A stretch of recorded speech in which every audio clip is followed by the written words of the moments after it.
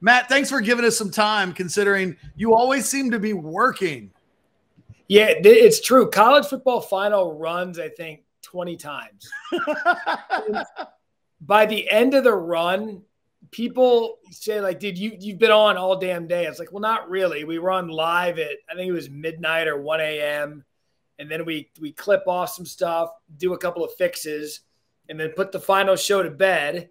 And then that thing just runs all night, all day, and it's great. I find it's the college football show of record. You know, it's the one thing that wraps up the entire day because you guys are out doing your games, and I love it. It's Saturdays are fun. We did your guys' halftime, Texas, Alabama. It was just a good day of college football. Yep, no doubt. So, that's where we're focused today, Matt. Give us your thoughts on Texas going to Tuscaloosa and doing what really no team has done to Nick Saban before Saturday. Yeah, Saban, he hadn't had a double-digit loss at home as a college football head coach since 2003. That's 20 years since the last time he was beat by double digits at home. And for me, I think there's a couple things that stood out. In particular, after the Jermaine Burton touchdown, which is really one of the only plays Milroe made because it was one-on-one coverage. He just he could just be an athlete and throw it down the field. When Quinn and that offense answered right back, to me, that was the turning point of the game because it would have been easy for most teams and just about any other team after that big touchdown and Texas had done everything to that point and Alabama still had the lead. You'd be like, oh, here we go. Here goes Alabama. We know how this is going to end.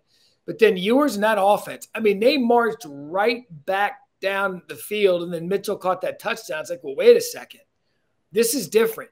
This team is different. And that, to me, was the indicator that Texas had the better football team, was that they could get a body blow from Alabama. They could get one across the face in Tuscaloosa, settle down, go right back down the field and score. And I think that it was at that moment for me, I was like, Texas is going to win this game because they just had everything they needed to, belief, skill position-wise. Defensively, I thought they were amazing. They were the better team, top to bottom. Talking to Matt Barrie from ESPN here on the show. Matt, it's funny.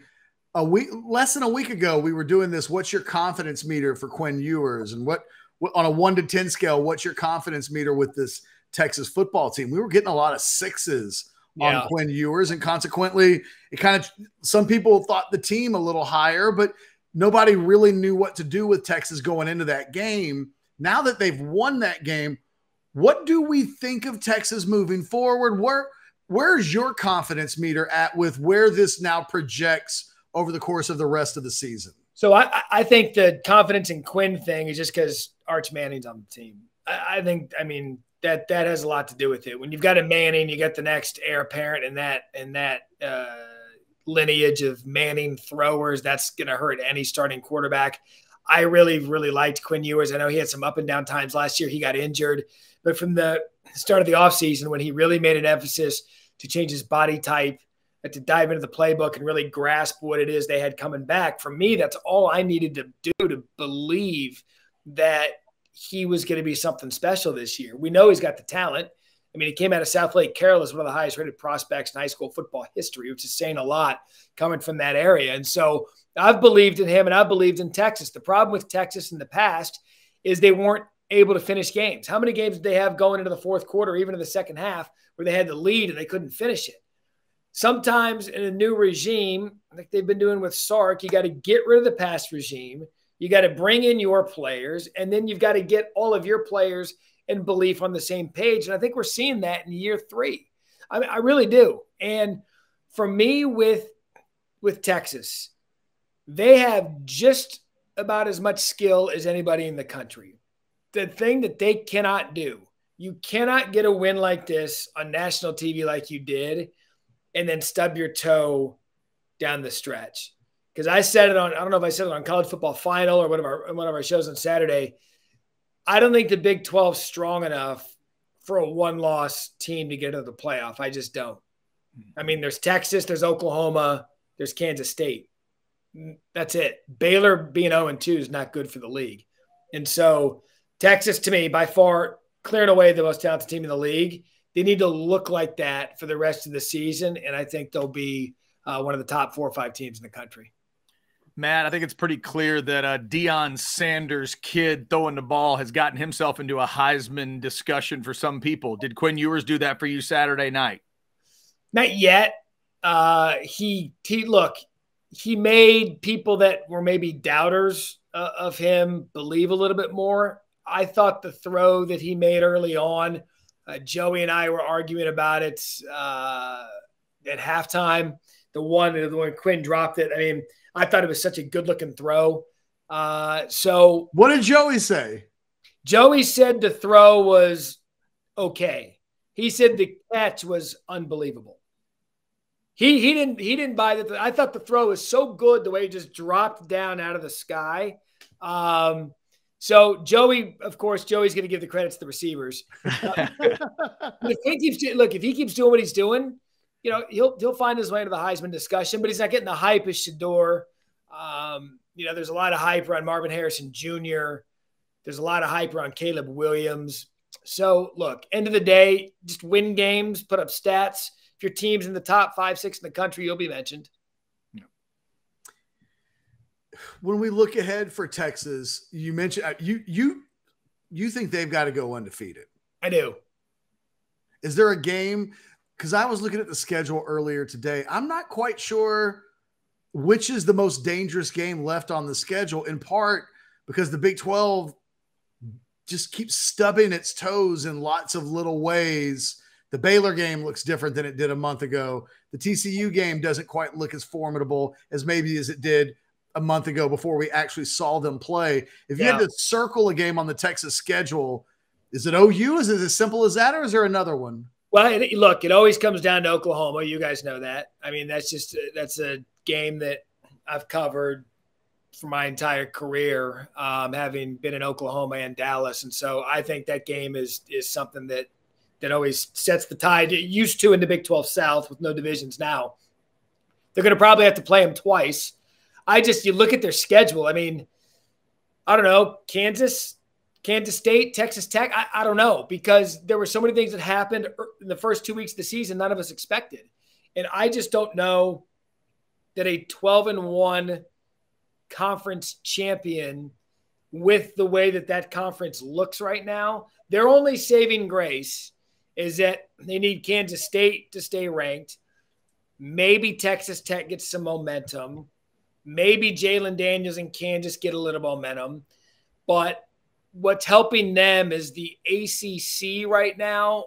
He has Florida State. Clemson, I think, is going to lose another game or two. It's just tough. If I were them, I would just try to win every game and not have to deal with the committee come the end of the season. Because if you split against Oklahoma, regular season conference championship, well, what does that do?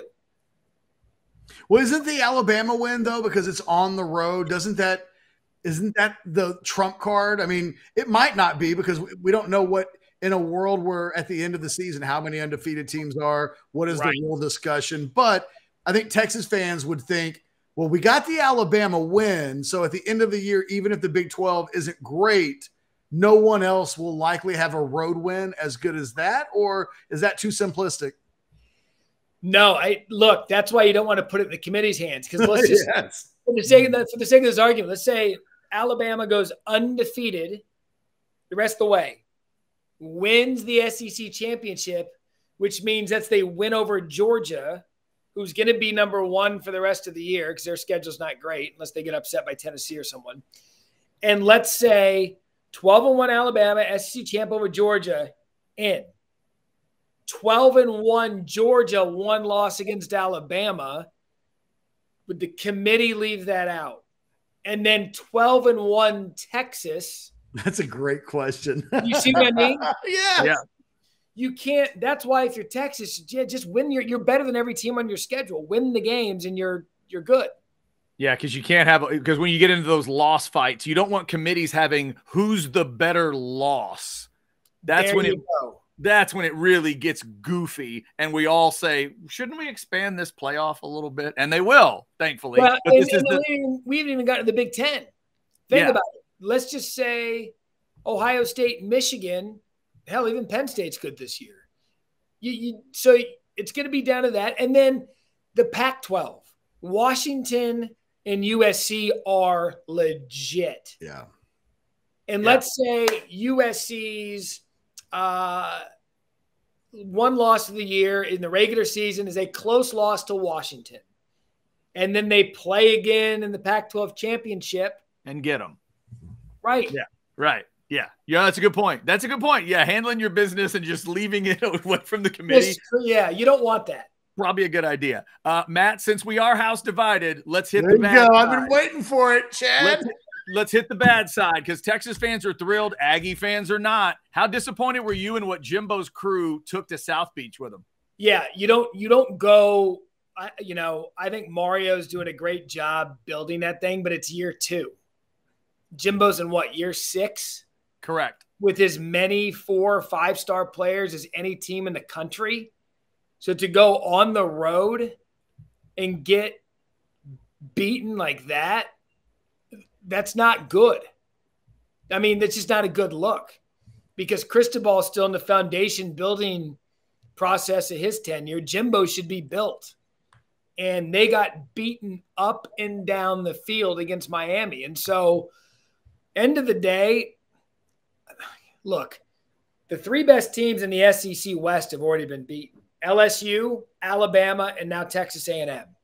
I think Texas A&M is going to have some issues because little by little, when you bring that kind of talent to the field and then you get pushed around like that, and Jimbo's already been a target for criticism with what he hasn't done yet, I would rather see them lose close in a horrible game like it was a year ago than it is to go on the road and just get destroyed like that. I mean, I was really stunned at how quickly Miami in that second half handled Texas A&M the way that they have. Look, Jimbo's one of the, like, it's got to happen, and time's ticking. Yeah. Hey, Matt, going back to Alabama, because they do have the game with Ole Miss coming up, one of the things that Chad and I have been trying to put our finger on, and we're not doing a real good job of it today, is what do we think Alabama is the rest of the season? They've got so much talent. They could run the table and get to the SEC championship and nobody would blink. But I don't know that the team I saw on Saturday is running anything. I feel like there's a lot of improvement that still needs to be made before Alabama starts talking about just winning the rest of their games. Texas needs Alabama to be good. The better Alabama is, the better that win looks. How good do we think Alabama is at this point? Yeah, you hit it. They could win the rest of their games. They could lose 2 more games. I think the problem now, they got behind Jalen Milroe for this game because they needed to have an answer. But I think what we saw with Milroe is you can't run the confines of an offense behind Jalen Milroe. Does that make sense?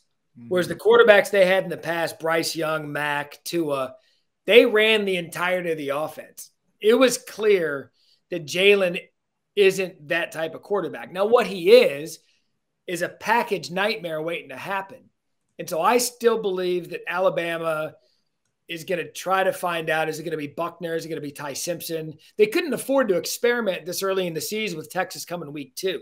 I think now that they know what Milroe is, they might have to look at a Buckner, at a Ty Simpson, someone who can run the offense and then bring Milroe in to change it up a little bit. Bama's interesting because they typically have a first-round NFL pick at wide receiver, a first round or 2 at offensive line, and a running back that you just don't want to have to deal with. And I just don't know that this Alabama team looks like it has over the past 2, 3, 4, 5 years. I think it's fair. That's absolutely fair. Outside of those 2 games, Matt, what stood out to you this weekend in college football? Notre Dame's legit. I thought maybe they would go to NC State and get shoved around a little bit because that's kind of a tough place to play. And Sam Hartman, I mean, they're good. I mean, that's a really good football team. And so I'm going to be interested to see as they get into the meat of their schedule because people always, Notre Dame. Well, we're going to get to see it because they play Ohio State.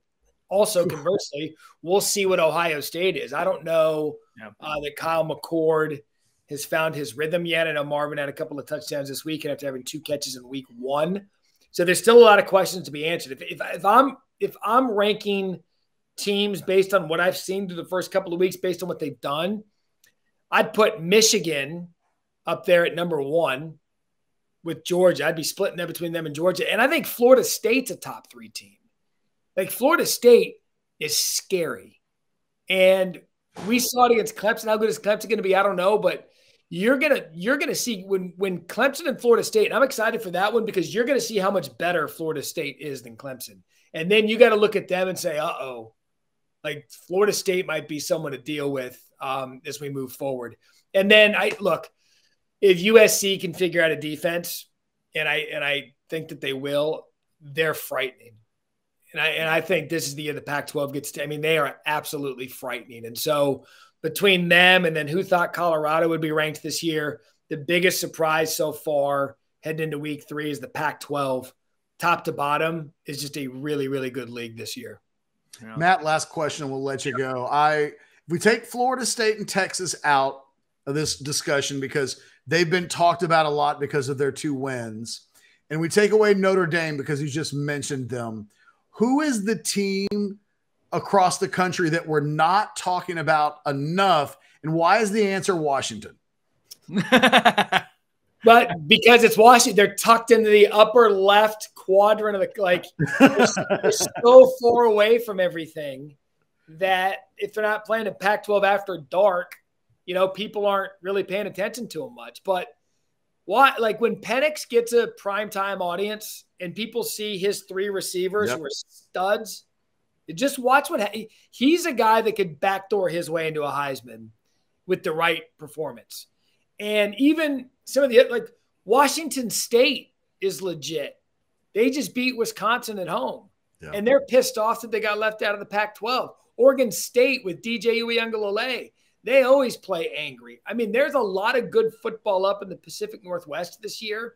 And Washington they're that one school that, given the right time slot on TV with a couple of iffy games up against them, people are going to be like, oh, hell, Washington can play football. And I'd say the other team that I would pay attention to, I think Penn State could ruffle and mess this whole thing up. They finally got a quarterback, Drew Aller. We know they've got good running backs. They've got one of the best defenses they've had since James Franklin's been there. That's one of those teams, if they can they play 2 games every year, Michigan, Ohio State. They get through those 2 or they get through one of them and it comes down to the stretch. I think there's going to be some crashers this year come October. Good stuff. Good stuff. That's Matt Barrie, kids. If you haven't seen College Football Final, it's going to run 6 more times between now and 10 p.m. Yeah, you know what? There might be some airings at some point today. Who knows? Well, the thing is, it used to be the show that your DVR wouldn't always catch it the way that you wanted to catch it. So you'd be like, I'm going to be safe. I'm going to set it so it starts 2 hours later. But it's always hard to pinpoint to get the whole show. But now it airs so many times that you don't have to worry about even messing with a DVR. You just have to make sure you turn your TV on. You guys would be stunned, by the way, and I tell this story to everyone, how good of a rating the 3 a.m. Eastern version of that show gets on ESPN. It's hilarious.